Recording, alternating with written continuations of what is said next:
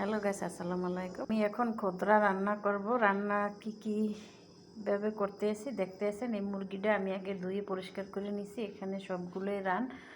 আর এখানে নিয়ে নেব সব ধরনের মশলা। আর কি মশলা নেব আমি এখন আপনাদেরকে দেখাইতে এসেছি। এখানে আছে যাইয়া হলুদের গুঁড়া, এখানে নিয়েছি হলুদের গুঁড়া। আর এখানে নিয়ে দেব জিরার গুঁড়া, এসে 1 চামচ জিরার গুঁড়া। আর এখানে আছে গোলমরিচের গুঁড়া। তো গোলমরিচের গুঁড়া জাল হয়, এখানে দিয়ে দিলাম অল্প কিছু।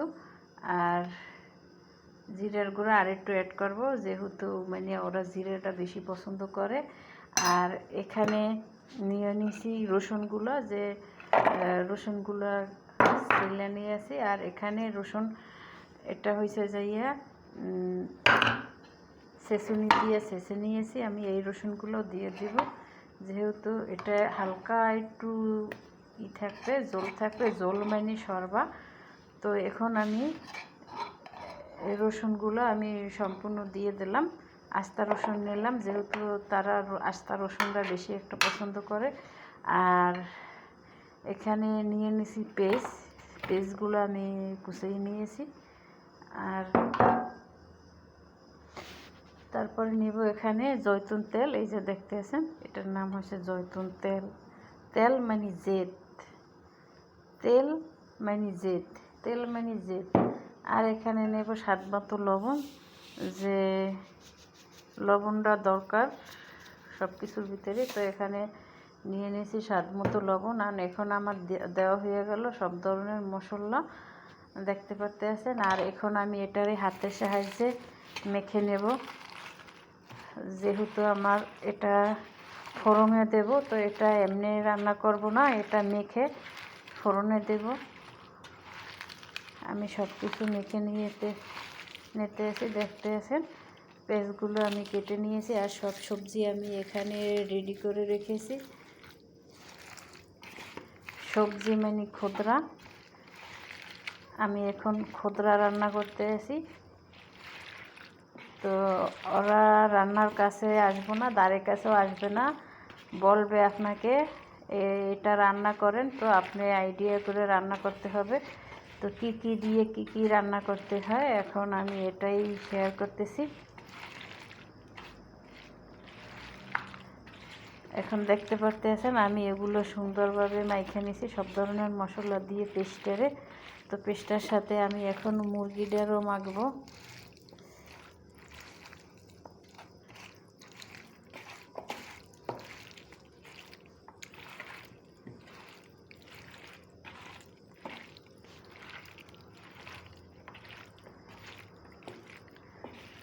তো এখন আমার মুরগিটা মাখা শেষ।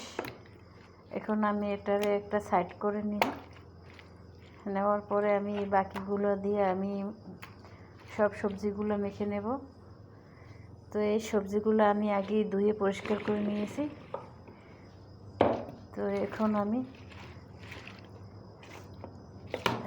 এটারে আমি আলাদা করি, যেহেতু এগুলো মাখবো, মেখে নেব। তারপরে এগুলো উপরে সাজাই দেব। তো আমি দেখতে আছেন কীভাবে সবজিগুলো মেখে নিতে আসি। এখানে আলু আর আছে গাজর। আর এখানে আমি নেব যে ব্রুকলিটা আমি কেটে নিছি, সুন্দর করে ধুয়ে নিছি। আর ভিতরে যে অংশটা সেটাও আমি ছাড়াইয়ে নিয়েছি।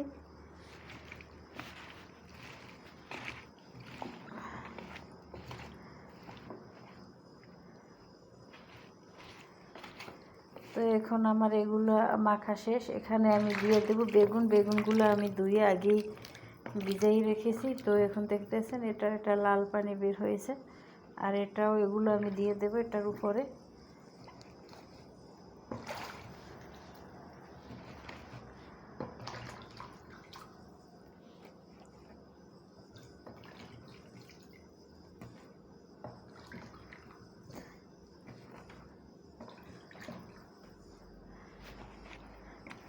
তা এখন আর এটা মাখার দরকার নাই, এটার প্রয়োজন মনে করি না, কারণ এটা নরম, পানি দেব এবং পানির সাথে এটা ইয়ে হয়ে যাবে, মিলে যাবে।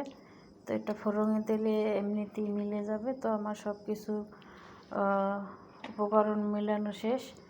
এখন আমি দেখতে আছেন, আমি এখন এই মুরগিটার উপরে সাজিয়ে দিয়েছি। আর এখানে দিয়ে দেব পরিমাণ মতো পানি। পানি দেওয়ার পরে আমি এটারে এখন ফোড়নে দিব। এই যে দেখতে আছেন আমার সব কিছু উপকরণ, এখন আমি ফোড়নে দেব। আর দেখতে থাকেন। আমি এখন সিলভার কাগজ দিয়ে ঢেকে দেব।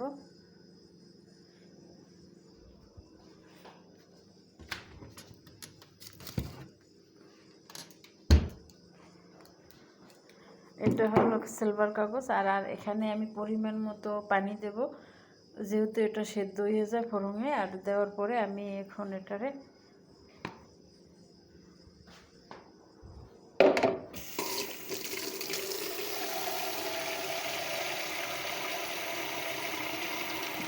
এখানে গরম পানি আছে, প্রত্যেকটা কলে গরম পানি থাকে। এখন গরম পানি খেয়াল করতে হবে, মানে দেখবেন দুই সাইডে কালার আছে, এক সাইডে লাল আর এক সাইডে সবুজ।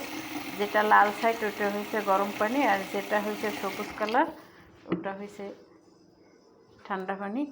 তো এখন আমি পরিমাণ মতো পানি দিয়ে নিলাম। আর এখন আমার পানি দেওয়া শেষ। আমি এখন সিলভার কাগজ দিয়ে আমি ঢেকে দেব। আর এই পানিটাই আস্তে আস্তে এটা সিদ্ধ হয়ে যাবে। এই হলে আমার সমস্ত উপকরণ। আর এই যে সবশেষে হয়ে গেল আমার এখন ক্ষুদ্রা রান্না। এই যে দেখতেছেন। তো আমি এভাবে রান্না করেছি, ফোড়নে দিছি, এটা একদম সেদ্ধ হয়ে মোমের মতো গলে গেছে। আর এখানে আছে মুরগি। আর এখন এটা দিয়ে রুটি দিয়ে খাবো। এই যে দেখতেছেন রুটি। এখন এদেশের রুটি আমি কিছু খেয়ে নিয়েছি এখান থেকে, এখন বাকিটা খাবো।